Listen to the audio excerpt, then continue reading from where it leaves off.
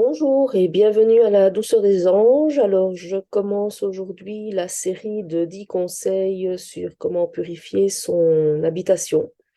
Donc, je vais déjà vous expliquer pourquoi c'est important de purifier son habitation. Parce que ça va de pair avec le fait de faire un travail sur soi-même, de faire des soins énergétiques, de se purifier énergétiquement.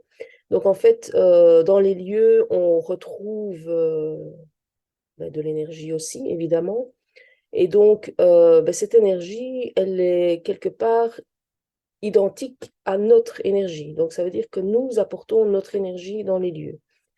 Alors, on en est beaucoup moins conscient au niveau de nos lieux de vie, mais par exemple, quand on parle d'un château, quand on parle d'un champ de bataille, par exemple, quand on parle d'endroits où il s'est passé des choses très graves, beaucoup de gens peuvent ressentir l'énergie du lieu, ressentir qu'il y a quelque chose de lourd, quelque chose de chargé. Donc, dans ces lieux-là qui sont historiquement importants, on va dire, où il s'est passé des choses importantes, des choses graves, on ressent l'énergie du lieu. Eh bien, il faut bien se dire que dans nos habitations, c'est exactement la même chose.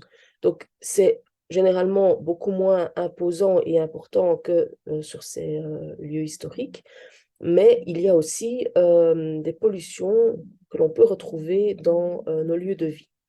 Alors, ce qu'il faut savoir aussi, c'est que notre maison, notre habitation, elle emmagasine quelque part tout ce qu'elle a, j'ai envie de dire, vu ou vécu sur les lieux depuis la construction des lieux, et même avant, parce qu'on parle aussi des mémoires du sol. Donc, ça veut dire que s'il s'est passé quelque chose au niveau du sol, eh bien, le sol a déjà accumulé certaines mémoires.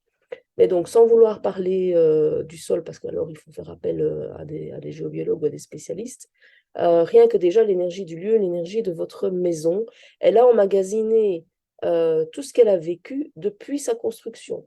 Donc, ça veut dire que si vous avez euh, des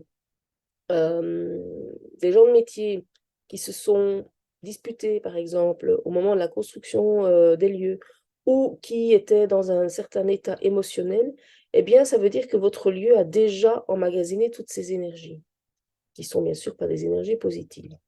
Elle emmagasine, bien sûr, rassurez-vous, aussi les énergies positives, hein. Ici, moi, je parle plutôt des énergies négatives.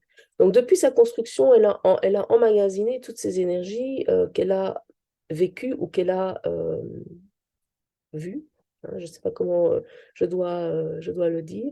Donc, elle a emmagasiné tout ça. Donc, ça veut dire depuis sa construction, ça veut dire les habitants précédents, et ça veut dire aussi nos énergies à nous.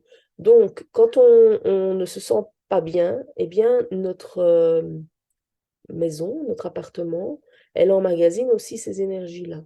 Quand il y a des disputes sur les lieux, eh bien, elle emmagasine aussi ces énergies-là. Quand il y a des maladies, par exemple, ou même des décès, eh bien, c'est quelque chose que elle emmagasine aussi d'un niveau énergétique. Donc, ça veut dire que nos lieux de vie se font aussi polluer. Donc, notre énergie à nous a un impact sur l'énergie du lieu, mais à un moment donné, bien sûr, comme ce lieu s'est chargé d'énergie, cette énergie a aussi un impact sur notre énergie et sur tous les habitants du lieu. Donc, voilà pourquoi c'est important de purifier aussi nos lieux de vie. Alors, je vais vous donner 10 petits conseils pour ça. Je vais commencer par le commencement. Donc, un premier conseil. Donc, c'est un conseil que généralement beaucoup de personnes utilisent parce que c'est très, très connu. Donc, c'est très facile, hein. De toute façon, en général, tous les petits conseils que je vous donne ne sont pas vraiment très compliqués à mettre en place. Donc, ici, je vais plutôt vous suggérer de faire brûler de la sauge ou de faire brûler de l'encens. Alors, quand je parle de l'encens, je ne parle pas des bâtonnets d'encens pour parfumer, hein, pour donner un parfum d'ambiance. Ça n'a rien à voir. Donc, il faut bien choisir votre encens. Donc, je vous conseille de choisir de l'encens naturel. Alors, je vous montre celui que moi j'utilise. Donc, c'est une petite boîte comme ça. Voilà.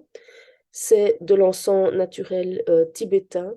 Malheureusement, on n'en trouve pas partout. Enfin, moi, j'en ai, je le vends aussi au cabinet. Mais donc, il y en a d'autres, hein, mais prenez bien de l'encens naturel. Donc ici, c'est de l'encens tibétain. Je vous montre comment ça se présente à l'intérieur. Donc, vous voyez, c'est un bâtonnet comme ça. Je vous montre l'autre côté, comme ça vous voyez bien à quoi ça ressemble. Voilà. Donc, il est plus épais que les bâtons d'encens qu'on a l'habitude de rencontrer. Et donc celui-là, il est vraiment naturel, hein. Donc je rencontre parfois des gens qui me disent, oui, moi, l'encens, j'aime pas l'odeur, ça me rend malade. C'est en fait parce que ce sont des encens parfumés. Donc quand je leur présente cet encens-là, en général, ça se passe bien. Voilà, donc faites attention à l'encens que vous utilisez. Et donc, vous allumez votre bâton d'encens, vous partez, vous passez dans toutes les pièces de votre habitation. Vous insistez bien dans les coins, parce que sachez aussi que les énergies basses, elles aiment bien les endroits où il n'y a pas beaucoup de mouvement. Donc, dans les pièces où il n'y a pas beaucoup de vie, dans les coins aussi. Donc, insistez sur ces lieux-là, ces endroits-là. Donc, vous passez dans toutes les pièces avec aussi l'intention de purifier. Donc, ne passez pas votre bâton d'encens en étant au téléphone avec je ne sais pas qui. Il faut vraiment que vous soyez dans l'instant présent avec l'intention de purifier. Et à ce moment-là, donc, vous passez partout. Ça, c'est une chose. Autre possibilité, donc, je vous parlais de la sauge. Donc, vous prenez un bâton de sauge, vous l'allumez. Ce qui nous intéresse, c'est la fumée, c'est pas la flamme.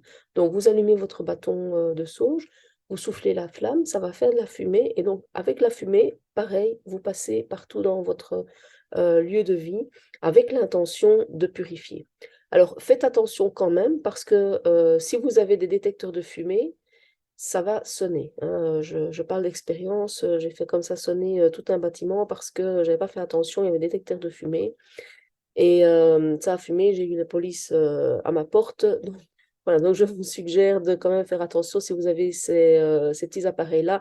N'utilisez pas la sauge, prenez de l'encens. Moi, j'utilise de l'encens et j'ai pas de problème, je ne fais plus, comment je ne fais plus activer l'alarme incendie. Voilà. Donc ça, ce sont deux conseils, la sauge, l'encens. Bien sûr, il y a d'autres méthodes, hein. Il y a parfois des gens qui me disent qu'ils purifient avec du laurier, c'est possible. Donc voilà, au niveau de l'encens, il y a plein d'encens naturels possibles. Moi, je vous ai montré des petits bâtonnets, mais il y a aussi euh, des petits grains comme ça, je ne sais plus comment on appelle ça, des petits grains d'encens qu'on peut mettre sur un petit charbon, ça fonctionne très bien aussi. Il y a le Palo Santo, par exemple, aussi, le bois sacré du Pérou. Voilà, donc il y a vraiment plein de méthodes que vous pouvez utiliser pour purifier votre lieu de vie. Voilà, je vous souhaite une belle journée et à très bientôt pour un nouveau conseil pour purifier votre lieu de vie.